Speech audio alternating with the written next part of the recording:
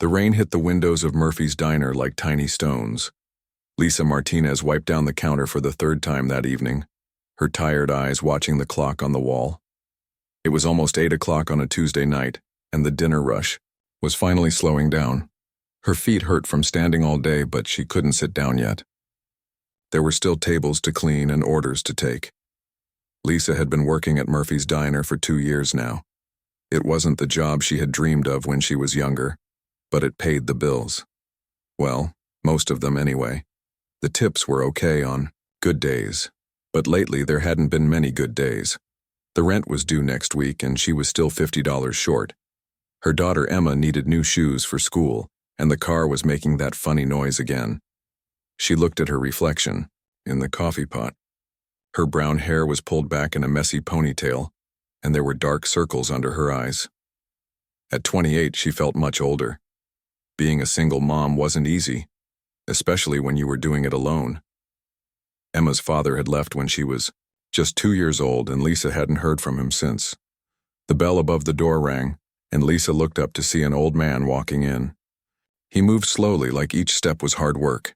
His gray hair was messy and his clothes looked like he had been wearing them for days. He carried a small black wallet in his shaking hands. Lisa grabbed a menu and walked over to him. "Good evening, sir. Would you like a table or a booth?" The old man looked around the diner with confused eyes. "A booth, please. Somewhere quiet." Lisa led him to a corner booth near the back of the restaurant. The man sat down carefully like his bones hurt. She placed the menu in front of him and filled his water glass. "Can I start you with something to drink?" Lisa asked with a smile. "Coffee, please, black." His voice was soft and shaky. Lisa brought him the coffee and watched as he wrapped his hands around the warm cup. He stared at the menu for a long time, but she could tell he wasn't really reading it. Something was wrong. 20 minutes passed, and the man hadn't ordered any food. Lisa walked back to his table. "Are you ready to order, sir?" The old man looked up at her with sad eyes. "I'm sorry, miss. I think I'll just have the coffee, thank you." Lisa noticed the way he kept looking at the pictures of food on the menu. His stomach made a small growling sound, and she realized he was hungry. Very hungry. "Sir, are you sure? Our meatloaf is really good tonight. It comes with mashed potatoes and green beans." The man shook his head. "No, thank you. Just coffee is fine." Lisa went back to work, but she kept watching the old man. He sat there for another 30 minutes, drinking his coffee very slowly. She could tell he was trying to make it last as long as possible. When other customers left, he watched them eat with hungry eyes. During her break, Lisa walked over to his table again. "I'm Lisa. What's your name?" "Frank," the old man said. "Frank Peterson." "Nice to meet you, Frank. You know, we have a special tonight. Buy one dinner, get one free. I haven't eaten yet, and I hate eating alone. Would you like to join me?" Frank looked at her with surprise. "That's very kind, but I can't afford much. I only have a few dollars." Lisa sat down across from him. "The special is only $5, and I really would like the company." This wasn't true. There was no special, and Lisa was using her own tip money. But she could see that Frank needed help, and she couldn't just sit there and watch him go hungry. Frank's eyes filled with tears. "You would do that for me?" "Of course," Lisa said. "We all need help sometimes." Lisa ordered 2 dinners of meatloaf, mashed potatoes, and green beans. When the food came, Frank ate like he hadn't had a real meal in days. Maybe he hadn't. As they ate, Frank began to talk. He told Lisa about his wife, Margaret, who had died 2 years ago. They had been married for 55 years. He told her about the house they had shared, and how empty it felt now. He talked about his son, who was always busy with work and rarely visited. "I live in a place now," Frank said quietly. "A care home. The people there are nice, but it's not home. Margaret and we used to come to diners like this all the time. She loved apple pie." Lisa's heart broke for this lonely old man. She flagged down the other waitress and asked her to bring 2 pieces of apple pie. When the pie came, Frank smiled for the first time that evening. "Margaret would have liked you," he said. "She always said the best people were the ones who helped others without asking for anything back." They talked for another hour. Frank told her about his work as an engineer, building bridges and roads. He showed her pictures in his wallet of Margaret and his son Richard when he was young. Lisa told him about Emma and how much she loved school. When it was time to go, Frank stood up slowly. He reached into his pocket and pulled out a wrinkled business card. "I want you to have this," he said. "You've been so kind to me tonight, I won't forget it." Lisa took the card but didn't really look at it. She was more worried about making sure Frank got home safely. She helped him to the door and waited with him until his taxi came. "Thank you, Lisa," Frank said as he got into the car. "You made an old man very happy tonight." Lisa watched the taxi drive away into the rainy night. She looked down at the business card in her hand, but the writing was too small to read in the dim light. She put it in her pocket and went back inside. To finish cleaning up, the manager, Pete, walked over to her. "That was a nice thing you did for that old guy." "He was hungry," Lisa said simply. "Nobody should go hungry." "You paid for his dinner yourself, didn't you?" Lisa nodded. "It's okay. I had some extra tip money." Pete shook his head. "You're too good for your own good, Lisa. But that's what makes you special." Lisa finished her work and drove home to her small apartment. Emma was already asleep and the babysitter left quietly. Lisa sat on her couch and thought about Frank. She hoped he was okay, and that someone was taking care of him. She had no idea that her simple act of kindness that night would change her life forever. Tomorrow would bring a visitor she never expected, and an offer that seemed too good to be true. Lisa woke up to the sound of her alarm clock beeping loudly. It was Wednesday morning and sunlight was coming through the thin curtains of her small apartment. She had slept badly, worrying about the rent money and Emma's school shoes. The extra money she had spent on Frank's dinner last night meant she was even further behind on her bills. Emma was already awake, sitting on her bed and trying to tie her shoes. The left shoe had a small hole near the toe, and Lisa felt guilty every time she saw it. Her 6-year-old daughter never complained, but Lisa knew the other kids at school had better things. "Morning, sweetheart," Lisa said, kissing Emma's forehead. "Ready for breakfast?" "Can we have pancakes?" Emma asked hopefully. Lisa looked in the kitchen cabinets. There was cereal, some bread, and a few eggs. "How about scrambled eggs and toast?" Emma nodded happily. She was a good kid who never asked for much. Lisa made breakfast while Emma got dressed for school. They ate together at their small kitchen table, talking about Emma's spelling test and the book she was reading. After breakfast, Lisa walked Emma to the bus stop 2 blocks away. The morning air was fresh after last night's rain. Emma climbed onto the school bus with her backpack, waving goodbye through the window.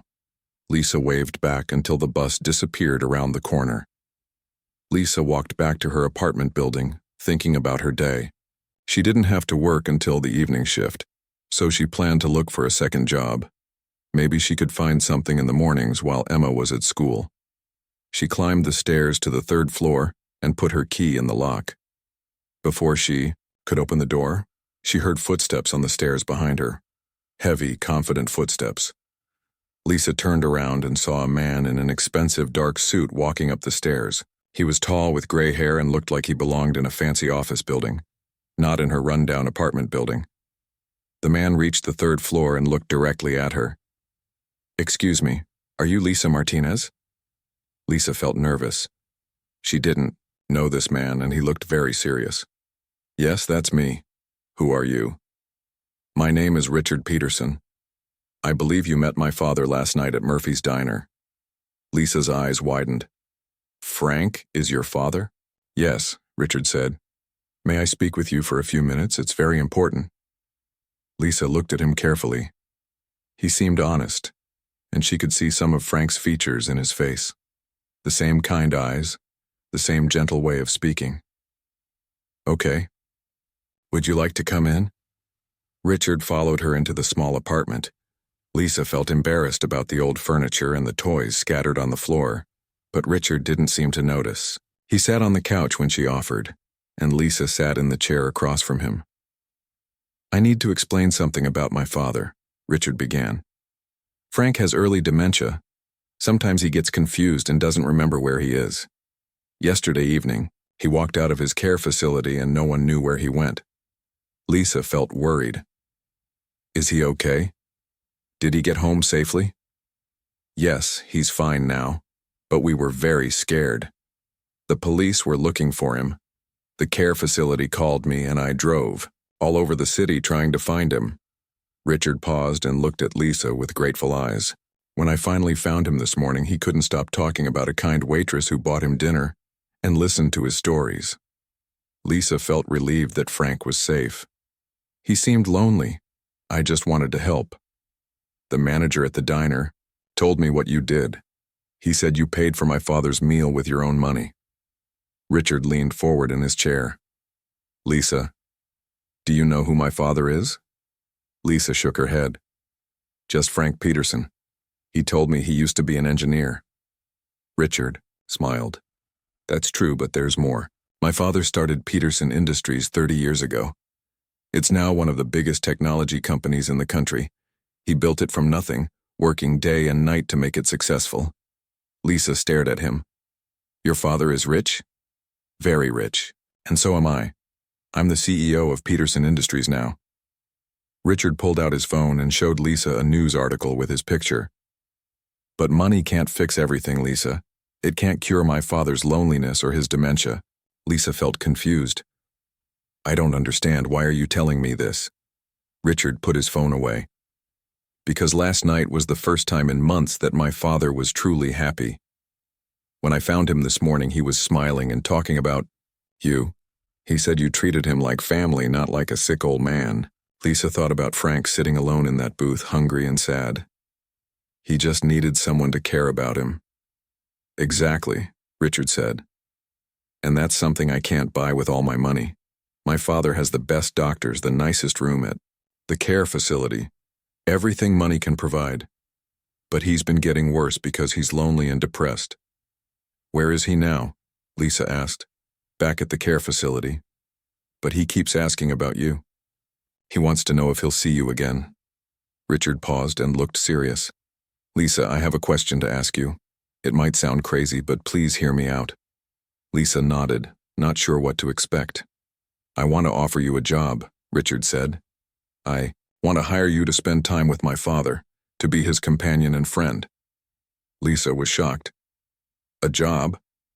But I don't know anything about taking care of old people. I'm just a waitress. You don't need special training, Richard said. You already have what my father needs most. You have kindness and patience. You treated him with respect and made him feel important. Lisa tried to understand what he was saying. What would I have to do? Spend time with him. Take him for walks. Eat meals with him. Listen to his stories. Maybe take him places he enjoys, like diners or parks. Just be his friend. Richard looked at her hopefully. The salary would be $50,000 a year, plus full health insurance for you and your daughter. Lisa's mouth fell open. $50,000 was more than twice what she made at the diner. Are you serious? Very serious. I've seen how much one evening with you helped my father. Imagine what regular visits could do. Richard reached into his jacket and pulled out a business card. This is my real card with my direct phone number. Think about it, Lisa. You could change my father's life and maybe yours too. Lisa took the card with shaking hands. This was the same man whose business card Frank had given her last night, but she hadn't looked at it carefully. I don't know what to say. Say you'll think about it, Richard said, standing up. I know it's a big decision. Take your time. Richard walked to the door, then turned back. Lisa, my father talks about your daughter Emma.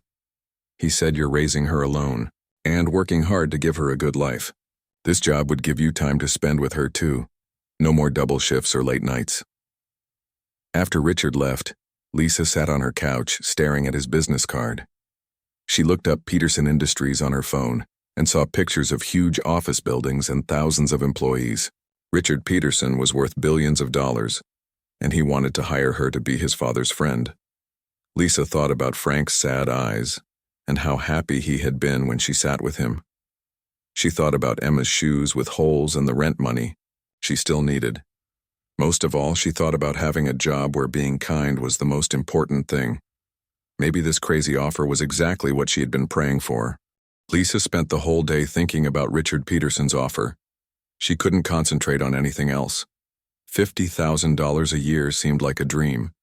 She kept looking at his business card and wondering if it was all real. When Emma came home from school, Lisa tried to act normal. They had lunch together and Emma talked about her day. She had gotten an A on her spelling test and was excited about a field trip next week. Lisa smiled and listened, but her mind kept going back to Richard's words. "Mommy, are you okay?" Emma asked. "You look worried." Lisa hugged her daughter. "I'm fine, sweetheart. Just thinking about some things." That evening, Lisa called her sister, Maria. Maria lived across town and worked as a nurse at the hospital. She was the only family Lisa had left, and Lisa always asked for her advice when she had big decisions to make. "You're kidding me," Maria said when Lisa told her about the offer. "A billionaire wants to pay you $50,000 to be his father's friend?" "I know it sounds crazy," Lisa said, "but he seemed serious. He gave me his business card and everything." "Lisa, this could be the answer to all your problems. No more working double shifts, no more worrying about rent money. But what if I'm not good at it? What if Frank doesn't really like me? What if I mess everything up?" Maria was quiet for a moment. "Lisa, you've been taking care of people your whole life. You took care of Mom when she was sick. You've been raising Emma by yourself. You help customers at the diner every day. This is just what you do." "This is different," Lisa said. "These people have so much money. What if I don't fit in? Remember what you told me about that old man last night? You said he was just lonely and needed someone to care. Money doesn't change." Maria paused. "Lisa, when was the last time you had a chance like this?" Lisa knew her sister was right. Chances like this didn't come along very often, maybe never again. But what about Emma? What if this job takes too much time away from her? The man said, "No more late nights or double shifts. You'd actually have more time with Emma, not less." After talking to Maria, Lisa felt a little better about the idea. But she was still scared. She had never had a job that paid so much money. She had never worked for rich people before. The next morning, Lisa called Richard Peterson. Her hands were shaking as she dialed the number. "Richard Peterson speaking." "Mr. Peterson, this is Lisa Martinez. We talked yesterday about your father." "Lisa, I'm so glad you called. Have you thought about my offer?" "Yes, I have. I'm interested, but I have some questions." "Of course. Would you like to meet and talk about it? Maybe you could come to the care facility and see my father again." Lisa agreed to meet Richard at Sunny Gardens Care Center that afternoon. She asked her neighbor to watch Emma after school and drove to the address Richard gave her. Sunny Gardens was nothing like Lisa had expected. It was a beautiful building with gardens and nice furniture. It looked more like a fancy hotel than a care home. Richard met her in the lobby. "Thank you for coming," he said.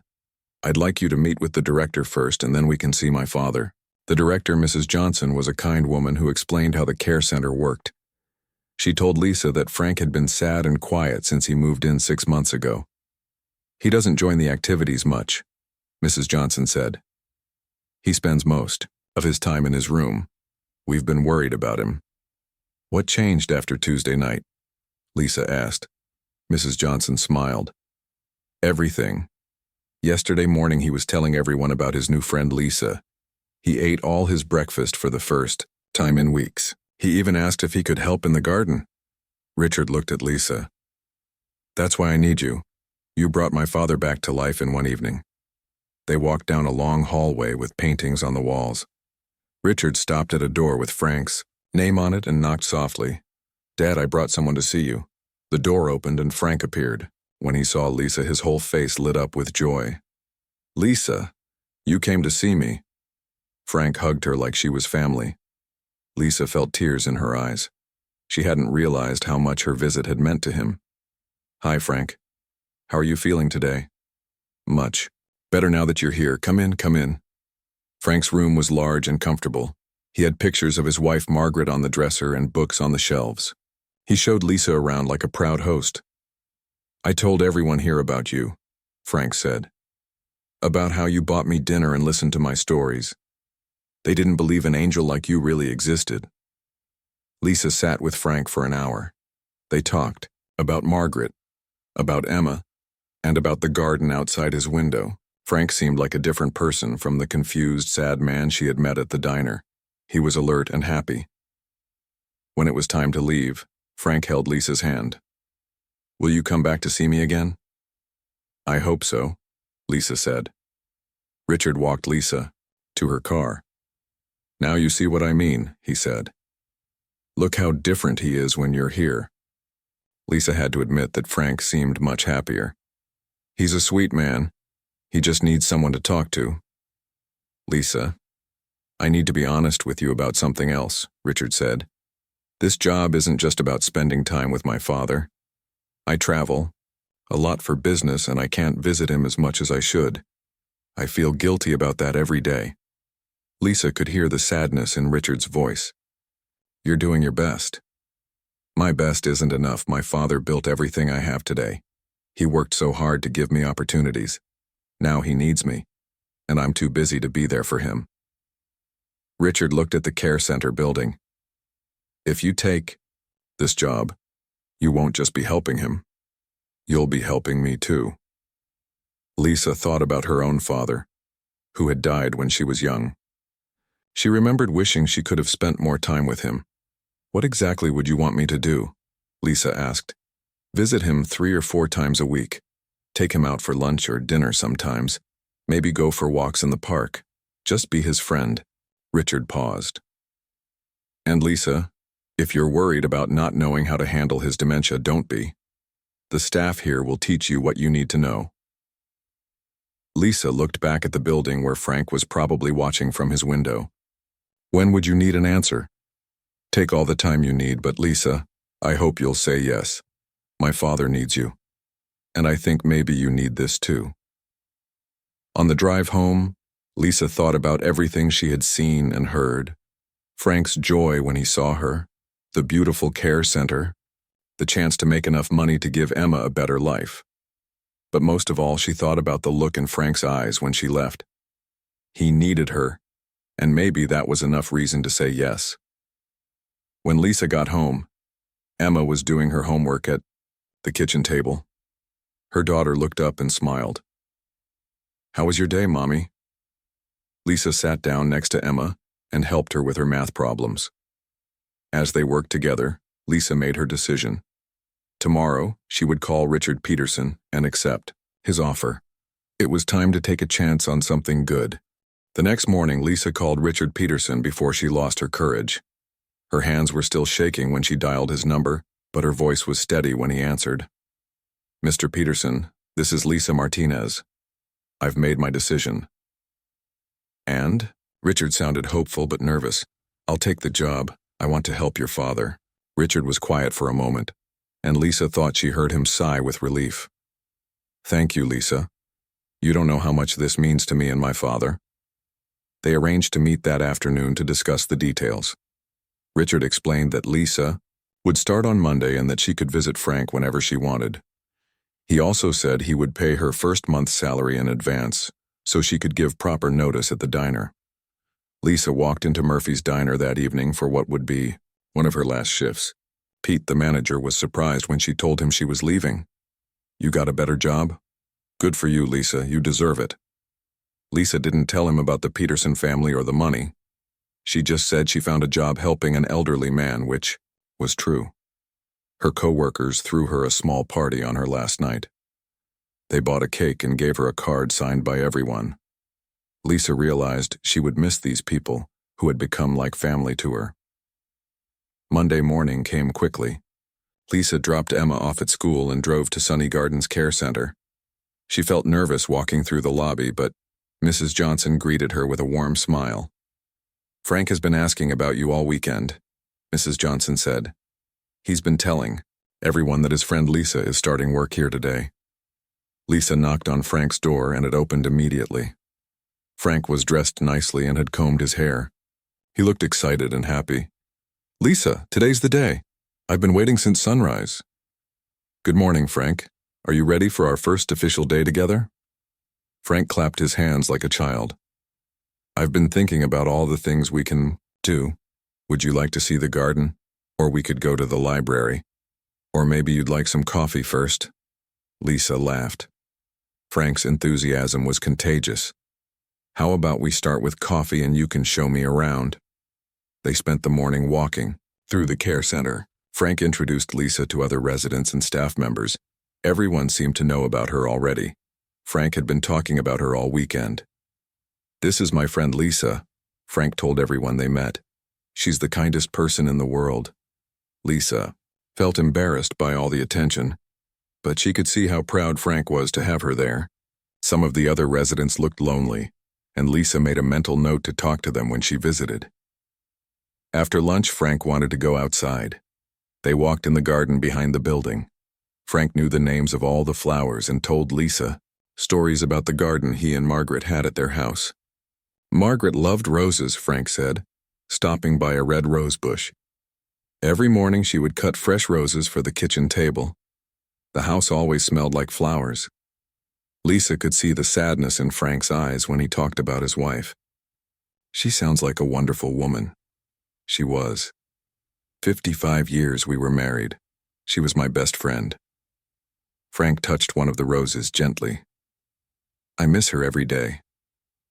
"I'm sure she's watching over you," Lisa said softly.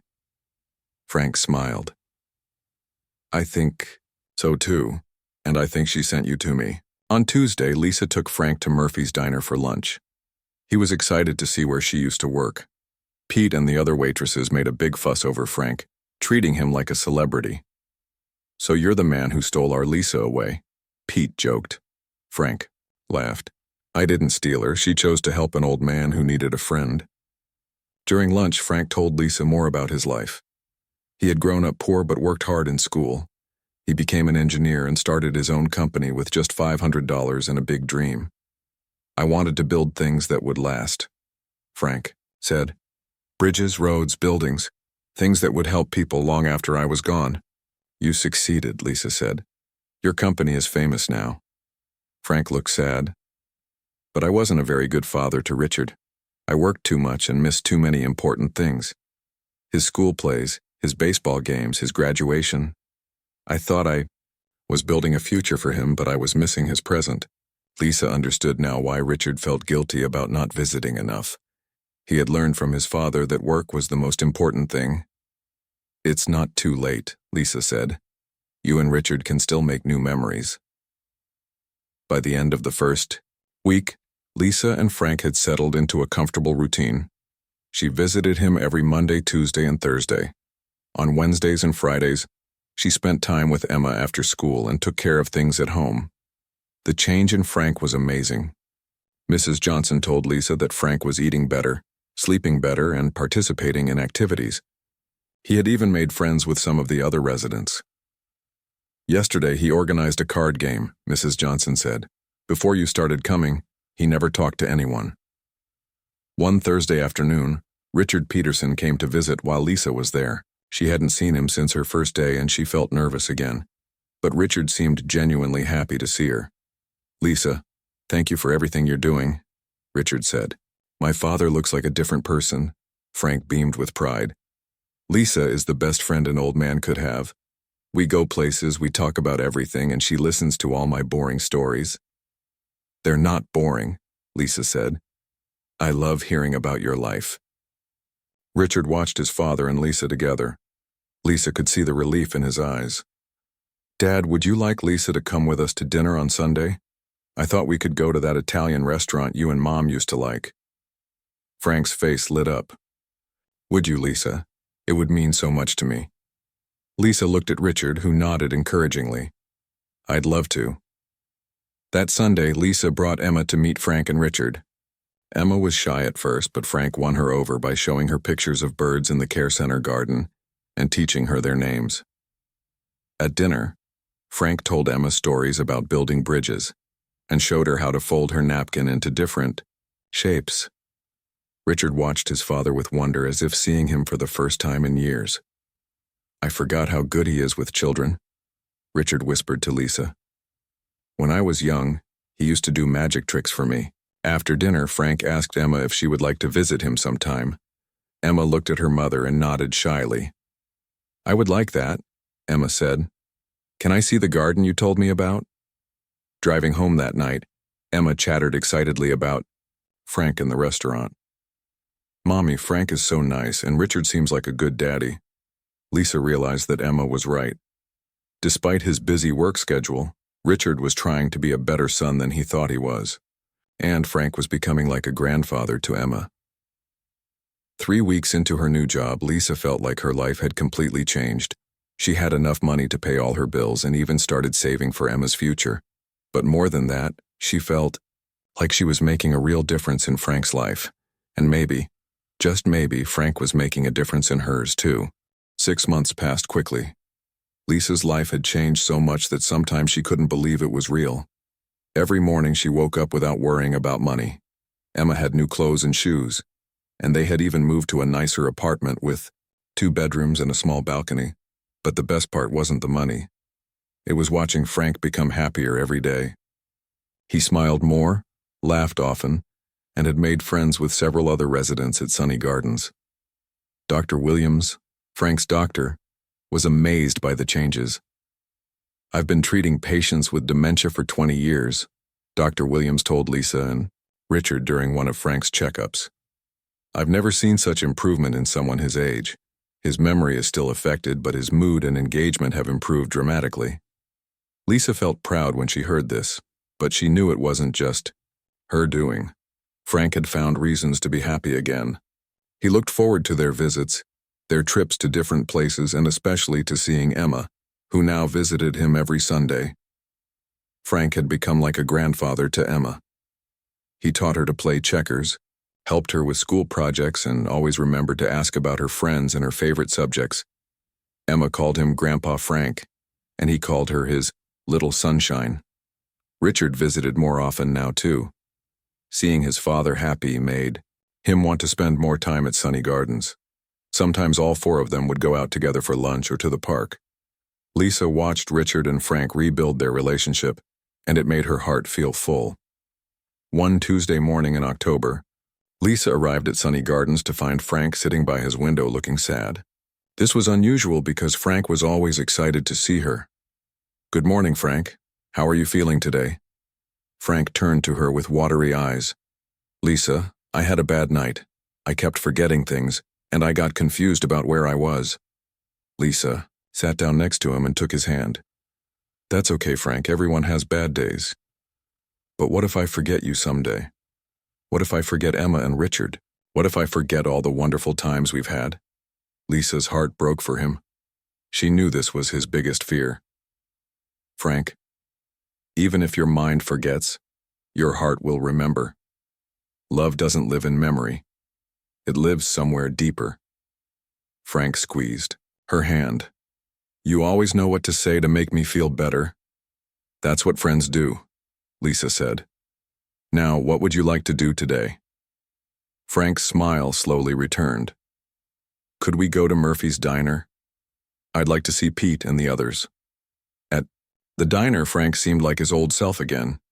He joked with Pete and flirted harmlessly with the older waitresses. But Lisa noticed he was moving more slowly and seemed tired. That evening, she called Richard to tell him about Frank's difficult morning. "I've been thinking about that too," Richard said. "The doctor says he's doing well, but I know this disease will get worse eventually. I'm grateful for every good day he has." "He's lucky to have you," Lisa said. "No, we're lucky to have you. Lisa, I need to tell you something. Next month is my father's 85th birthday. I want to do something special for him. Would you help me plan a party?" Lisa was excited about the idea. "What did you have in mind?" "Something small and personal. Maybe at Murphy's Diner, since that's where you two met. Just family and close friends." Lisa loved the idea. Over the next few weeks, she and Richard planned a surprise party. They invited Mrs. Johnson and some of Frank's friends from Sunny Gardens. Pete agreed to close the diner early so they could have it all to themselves. The day before the party, Lisa went shopping with Emma to buy Frank a special gift. Emma had been saving her allowance money for weeks. "I want to get Grandpa Frank something he'll really love," Emma said as they walked through the store. They found a beautiful photo frame and decided to put a picture of all 4 of them together inside it. Lisa also bought Frank a new sweater in his favorite color, blue. On the day of the party, Lisa arrived at Sunny Gardens to pick up Frank. She told him they were just going to Murphy's for their usual lunch. When they walked into the diner, everyone shouted, "Surprise!" Frank's face showed complete shock, then pure joy. There were balloons, a birthday cake, and all his favorite people waiting for him. "I can't believe you did all this for me," Frank said, his eyes filling with tears. Richard stood up and raised his coffee cup. "Dad, 85 years ago, the world became a better place because you were born. You built bridges and roads, but most importantly, you built a family. You taught me about hard work and honesty. And now you've taught Lisa and Emma about the importance of kindness."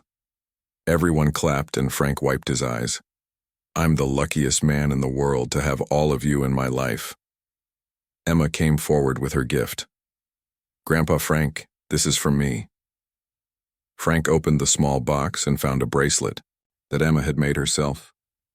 It had blue beads and a small charm that said, "Best Grandpa Ever."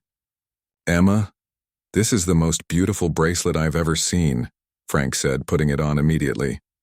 "I'll wear it every day." Lisa gave Frank her gifts next. He loved the sweater and was touched by the photo of their little family. But then he surprised everyone by standing up. "I have something for Lisa too," Frank announced. He reached into his jacket pocket and pulled out a small blue velvet box. "Frank, you didn't need to get me anything," Lisa said.